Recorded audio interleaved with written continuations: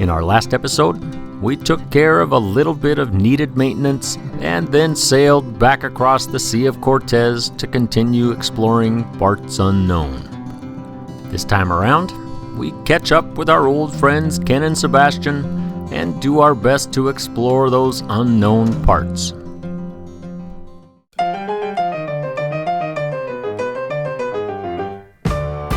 After sailing across the Sea of Cortez, we arrived in Bahia San Francisquito just in time to catch good old Sebastian and his mighty ship on the reel high and dry.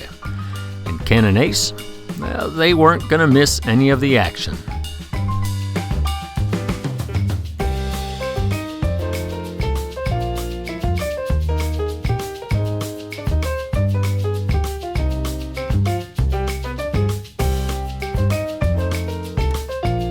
For a while now, Sebastian had been talking about doing a little work on his prop.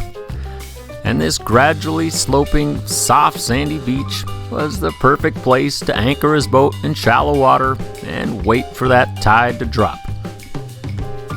And even though the midday Mexican heat was blazing hot, this water was amazingly cold. So at low tide, Sebastian was waist deep, all by himself. It doesn't reach. All the way, huh? Yeah, the prop and the shaft are long. Oh, bummer. That's all I got. Yeah, no. But unfortunately, our prop puller was just a little too small. So that little bit of needed work, it didn't quite happen. But at least the team was back together, and that meant we could have a little fun.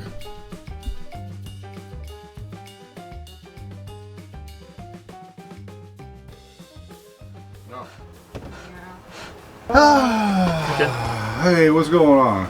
Nice to see you. It's nice to be seen.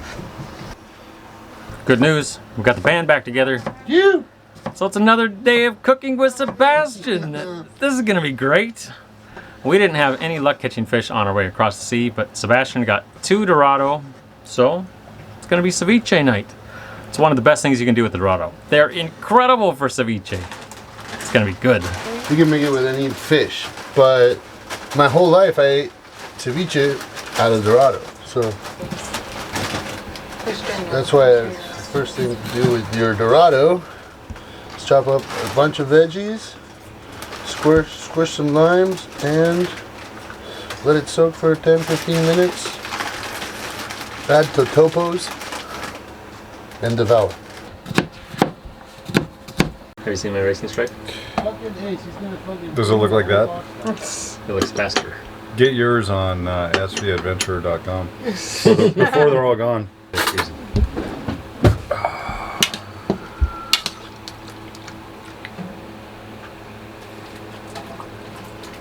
Oh, it just tastes better with this on it. Right. Yeah. It's like half the hand. Need to make some taller ones for those of us who enjoy an adult beverage. I think Need some garlic? we need some garlic, fillet your chiles.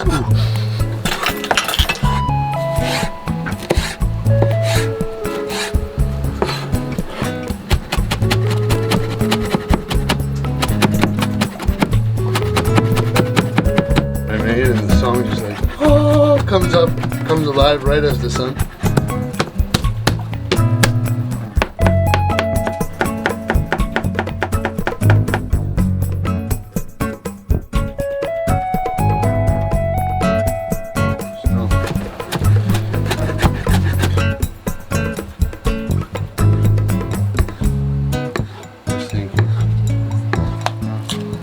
So avocado, cucumber, tomato, onion, garlic, cilantro, chile serranos, mango, black pepper, and salt.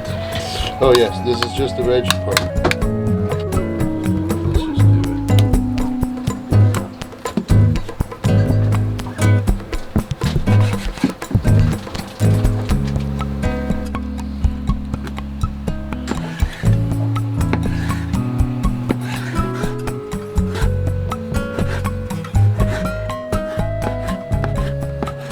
Another episode of Cooking with Sebastian.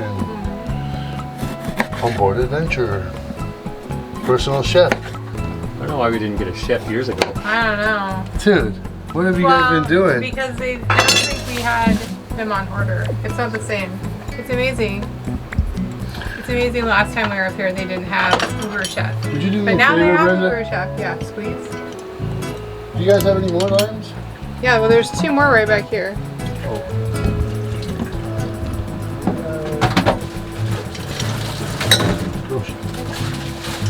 Usually on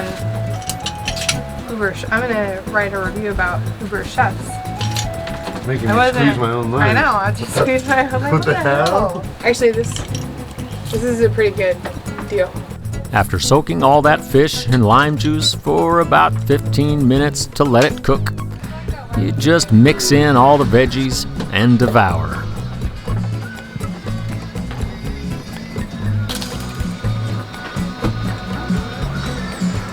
Perfect.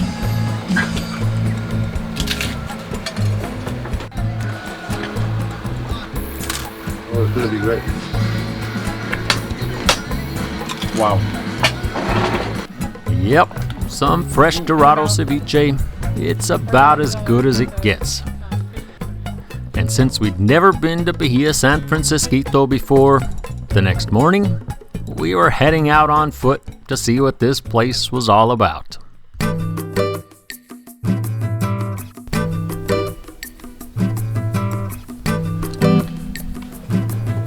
Wi-Fi. Our guidebook, it made reference to an old airfield and luxury resort just a couple of miles across this peninsula. So, we were heading out into the desert to see what we could find.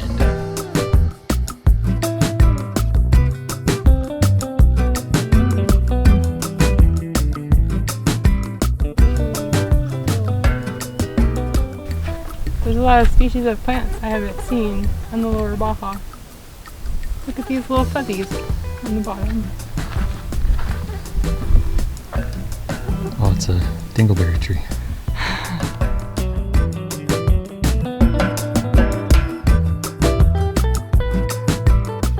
If Greg was here, he would try this berry. Where's Greg when you I need him? know.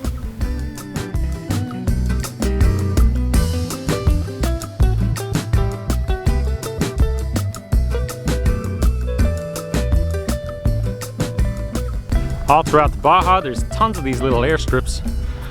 This one's even got a resort. Fly in, fly out resort. Little cabanas right on the beach. Be a pretty fun spot. Who's got a plane who wants to come take us for a little flight? But even though our guidebook made reference to a luxury resort right next to that little airfield, there didn't seem to be much around, which was quite all right with us. This place is awesome. Got our own private beach, crystal clear water. Time to go swimming. See ya. And while we were out exploring and swimming at our own private little beach, Ken and Sebastian, they got chased out of the anchorage by bees, which meant the next morning all those bees were on our boat. Trapped. We're trapped. Insane. So as soon as we had a small break in the swarm, we shooed away who was left, and then we were out of there.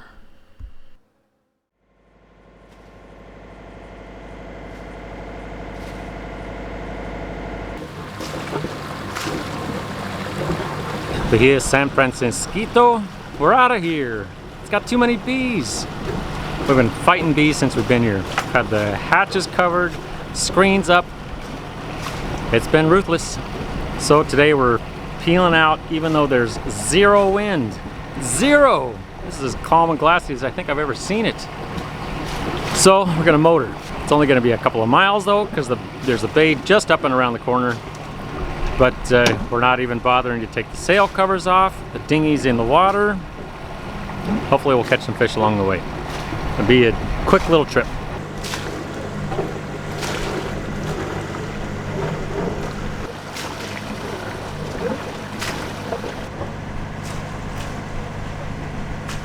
And just about as quickly as Brenda got all the gear in the water, that's when it happened.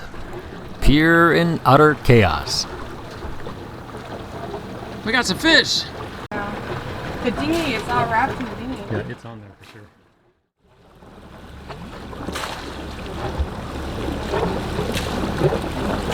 That was pure chaos. We had 3 fish instantly. It's hard to hold the camera while 3 fish are going nuts. Nice job, Brenda. Woo-hoo. We got dinner. Mackerel. First time catching one. Gonna try it out. We've heard it's good. And all within a quick couple of miles, we caught and cleaned dinner and then made it to this place. And we had it all to ourselves.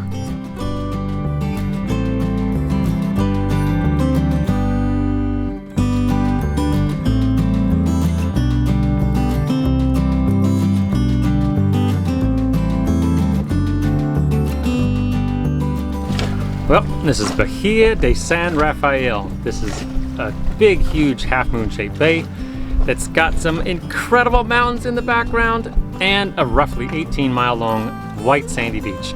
And there's nobody here. It's all ours. It's kind of amazing, really. This isn't in any guidebooks that we have. There's no real good chart data on it, but big, huge sandy beach generally means a big, huge sandy bottom. So we came in pretty slow, found a spot to anchor. Here we are, it's ours. Nobody around. Well, there's pelicans, lots of pelicans, and sea lions over there. But other than that, it's ours. And we got some fresh fish. This is gonna be a good spot for a day or two.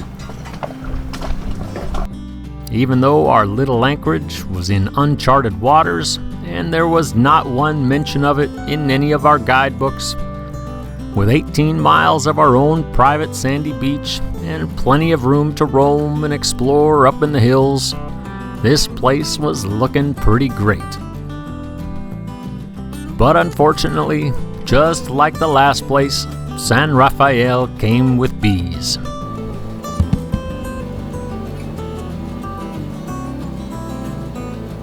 We're trapped inside. There's about 1 million bees out there.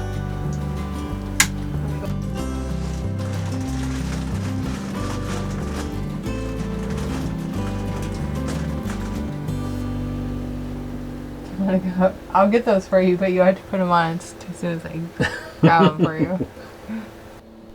But being trapped inside isn't all bad, because at least we had some fresh fish. Well, we think this fish is a Pacific mackerel. We've never caught one before, but some friends of ours has told us it's pretty good. It's kind of an oily looking fish. Kind of has a color of a tuna, but it's definitely oily. So, since we never had one before, we're gonna do what makes everything taste good. We're gonna deep fry it, or at least bread it and fry it. Add a little more oil to an already oily fish.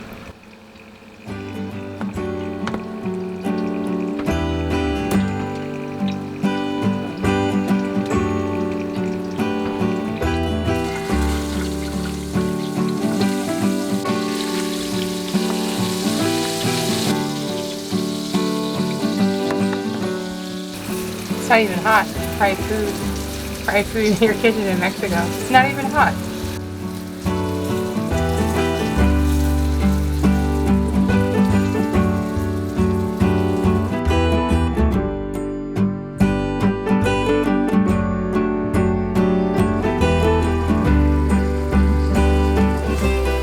That's really good.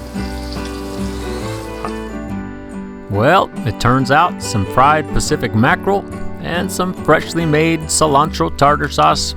It's some pretty tasty stuff. And eating a freshly caught fish in a room with a view, well, it's not half bad either.